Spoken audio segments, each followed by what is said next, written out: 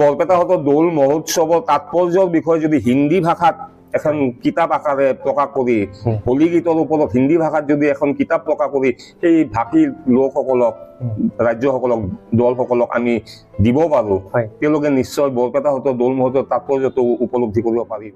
এইবেলি এই দৌল মহোৎসৱৰ যিখিনি বাহিৰৰ পৰা যিখিনি লোক আহিব তেওঁলোকৰ পাৰ্কিং ব্যৱস্থাটো কেনেকুৱাকৈ ৰখা হৈছে অকণমান এই চেগতে মই পুনৰবাৰ সমস্ত লোকক বৰপেটাৰ দৌল মহোৎসৱলৈ আমন্ত্ৰণ জনাইছো 2, 3, 4, 5, 6 মাৰ্চ অৰ্থাৎ 17, 18, 19, 20, 21 ফাগুন। প্ৰিয় বন্ধু বান্ধৱীসকল, আজি মই আহিছোঁ বৰপেটা সত্ৰলৈ আৰু মোৰ কাষত আছে বৰপেটা সত্ৰৰ ডেকা সত্ৰীয়া গৌতম পাঠক বাপজনা মোৰ কাষত আছে।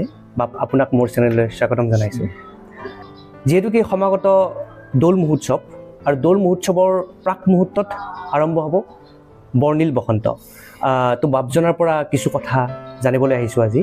বাপ, দৌল মহোৎসৱৰ আগদিনা অৰ্থাৎ 1 মাৰ্চত বৰ্ণিল বসন্ত এক বিশাল শোভাযাত্ৰা বিভিন্ন জাতি জনগোষ্ঠী মিলিত হৈ এক বিশাল শোভাযাত্ৰা হ'ব। অকণমান তাৰ বিষয়ে কেনেধৰণে ক'ব?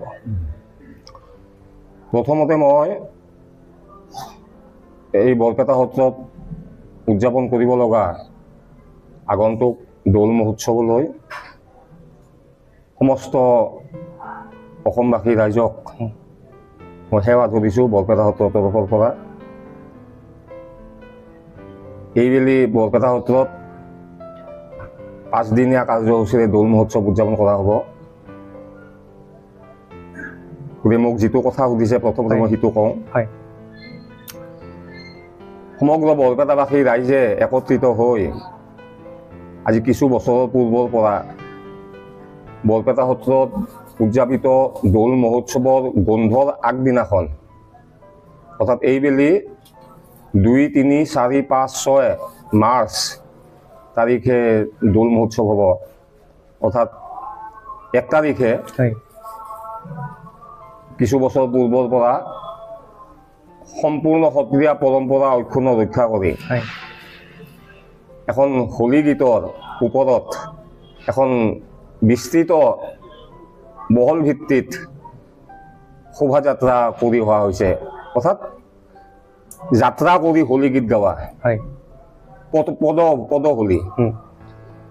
আৰু এই হোলী গীতত এই পদযাত্ৰাত শোভাযাত্ৰাত বৰপেটা বুলি নহয়, অসম বুলি নহয়, উত্তৰ পূৰ্বাঞ্চলৰ যিমানবিলাক ৰাজ্য আছে, অসমীয়া ভাষিক আছে নাইবা বেলেগ ভাষীও আছে, তেওঁলোককো নিমন্ত্ৰণ কৰা হয়। আৰু তেওঁলোকক আমি বৰপেটাৰ তৰফৰ পৰা পাঠকসকলে আমি তেওঁলোকক প্ৰশিক্ষণো দিয়া হৈছে। বেলেগ ভাষী লোকসকলক হোলী গীত কেনেদৰে গাব লাগে, কেনেদৰে উপস্থাপন কৰিব লাগে তেওঁলোকক প্ৰশিক্ষণ দি মানে উপযুক্ত কৰি তোলা হৈছে। আৰু তেওঁলোকক আমি বৰপেটা সত্ৰৰ তৰফৰ পৰা তেওঁলোকক সেৱা কৰিছোঁ। এইবেলিও তেওঁলোকে আহিব, প্ৰায় 75টা দল আহিব।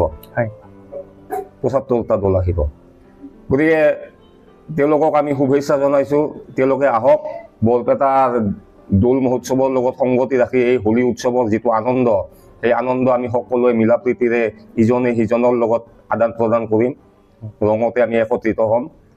গতিকে মই এই সুযোগতে এই বৰ্ণিল বসন্তৰ যিটো কাৰ্যসূচী, এই কাৰ্যসূচীটো যিসকল উদ্যোক্তাই মানে পালন কৰিব বিচাৰিছে মই তেওঁলোককো ধন্যবাদ জনাইছোঁ। ভগৱন্তই তেওঁলোকক আৰু আগন্তুকলৈ আৰু আগুৱাই যাবৰ কাৰণে সাহস দিয়ক, ঈশ্বৰে কৃপা কৰক, মই তাকে কামনা কৰিছোঁ। মই উদ্যোক্তাসকলক আৰু এটা বিশেষভাৱে মোৰ ফালৰ পৰা এটা অনুৰোধ জনাব বিচাৰিছোঁ। অনুৰোধটো এনেকুৱা যে আমিতো সকলোৱে অসমীয়া ভাষী লোকসকলে হোলী গীতটোতো গাব জানো, তেওঁলোকে সেই বিষয়ে আমি অৱগত জানো সকলোৱে। কিন্তু তেওঁলোকক আমাৰ ভাষাৰ বাহিৰৰ যিসকল ভাষিক হোলী গীত দল আহিব, তেওঁলোকক আমি এই হোলী গীতৰ বৰপেটা সত্ৰৰ দৌলৰ তাৎপৰ্যনো কেনেকুৱা, এই তাৎপৰ্যটোৰ বিষয়ে অৱগত কৰাবৰ কাৰণে এখন যদি তেওঁলোকে পুস্তিকা হিচাপে গ্ৰন্থ হিচাপে দৌল মহোৎসৱৰ গ্ৰন্থ হিচাপে যদি প্ৰকাশ কৰি আমাৰতো অসমীয়া ভাষাটো তেওঁলোকে বুজি নাপাব, গতিকে হিন্দী ভাষাটো সকলোৱে বুজি পায়। বুজি পায় যিহেতু এই ৰাষ্ট্ৰীয় ভাষা। বৰপেটা সত্ৰৰ দৌল মহোৎসৱৰ তাৎপৰ্যৰ বিষয়ে যদি হিন্দী ভাষাত এখন কিতাপ আকাৰে প্ৰকাশ কৰি, হোলী গীতৰ ওপৰত হিন্দী ভাষাত যদি এখন কিতাপ প্ৰকাশ কৰি সেই ভাষী লোকসকলক, ৰাজ্যসকলক, দলসকলক আমি দিব পাৰোঁ, হয়। তেওঁলোকে নিশ্চয় বৰপেটা সত্ৰৰ দৌল মহোৎসৱৰ তাৎপৰ্যটো উপলব্ধি কৰিব পাৰিব। গতিকে মই এই চেগতে উদ্যোক্তাসকলক অনুৰোধ জনাইছোঁ, তেওঁলোকে এইটো কথা হয়তো চিন্তা কৰিব। নিশ্চয় নিশ্চয়। যিহেতুকে 2 মাৰ্চৰ পৰা শ্ৰীকৃষ্ণ দৌল যাত্ৰা বৰপেটাত আৰম্ভ হ'ব, বৰপেটা সত্ৰত আৰম্ভ হ'ব।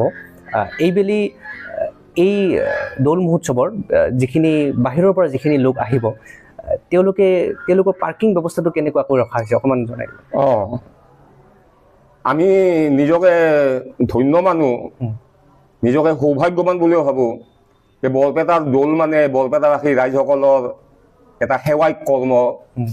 এই সেৱাইক কৰ্ম এইটোৱে যে বৰপেটা সত্ৰৰ দৌল মহোৎসৱ চাবৰ কাৰণে অকল অসমৰে নহয়, ভাৰতৰে নহয়, বিদেশৰ পৰাও পৰ্যটক আহে, অতিথি আহে, এইবেলিও আহিব। আৰু তেওঁলোকক আমি সাধ্য অনুসৰি বৰপেটাবাসী ৰাইজে যিমান পাৰোঁ তেওঁলোকক সেৱা শুশ্ৰূষা কৰি তেওঁলোকক সন্তুষ্ট কৰিবৰ কাৰণে আমি যতনাস্তি চেষ্টা কৰোঁ আৰু কৰি আহিছোঁ। এইবিলো নিশ্চয় তাৰ আমি একো হেৰফেৰ নকৰিম।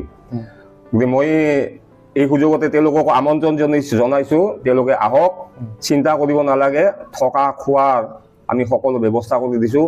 গাড়ী পাৰ্কিঙৰ কাৰণে আমাৰ উত্তৰ ফালে যিটো আমাৰ বিলৌতাৰী হাতী বুলি আছে, এই বিলৌতাৰী হাতীত এখন ফিল্ড আছে, ৰাম ৰাজুৱা ষ্টেডিয়াম, ৰামৰাজ ষ্টেডিয়াম, তাতে আমি পাৰ্কিঙৰ ব্যৱস্থা কৰিছোঁ। আৰু ইপিনে পশ্চিমৰ পৰা যদি আহে, বজাৰ হৈ যদি আহে, আমাৰ বিদ্যাপীঠ হাইস্কুল খেলপথাৰ আছে, তাতে আমি পাৰ্কিং ব্যৱস্থা কৰিছোঁ। আৰু উত্তৰ ফালৰ পৰা যদি আহে, আমবাৰী হৈ যদি আহে, তেওঁলোকে গভৰ্ণমেণ্ট হাইস্কুল, এই গভৰ্ণমেণ্ট হাইস্কুলৰ খেলপথাৰত আমি পাৰ্কিং ব্যৱস্থা কৰিছোঁ। গতিকে তাতে গাড়ী ৰখাই তেওঁলোকে এইখিনি বৰপেটা সত্ৰলৈ আহিব পাৰে অতি সহজতে। গতিকে তেওঁলোকে অহা যোৱা, খোৱা থকা একো অসুবিধা নাপায়, আমি সকলোবিলাক ব্যৱস্থা কৰিছোঁ। আৰু বিশেষ কৰি দৌললৈ যিসকল দূৰ দূৰণিৰ পৰা অতিথি আহে, তেওঁলোককতো আমি সত্ৰৰ পৰা সিধা দিয়া হয় খোৱা লোৱাৰ কাৰণে।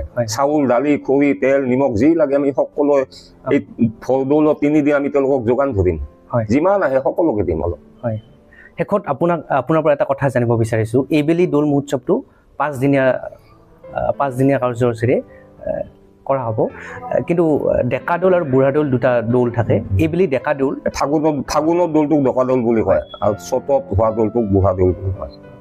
মানে ডেকা দৌল বা বুঢ়া দৌল কি কাৰণে? বিশেষ একো তাৎপৰ্য নাই, আৰু এইটো প্ৰথমতে হয়তো ফাগুনটো প্ৰথমতে হয়, সেইকাৰণে ডেকা বুলি কয়। আচ্ছা। আৰু চ'তটো পিছক যায় তো, সেইকাৰণে বুঢ়া বুলি কয়, বিশেষ নাই। এই চেগতে মই পুনৰবাৰ সমস্ত লোকক বৰপেটাৰ দৌল মহোৎসৱলৈ আমন্ত্ৰণ জনাইছোঁ। 2, 3, 4, 5, 6 মাৰ্চ, অৰ্থাৎ 17, 18, 19, 20, 21 ফাগুন।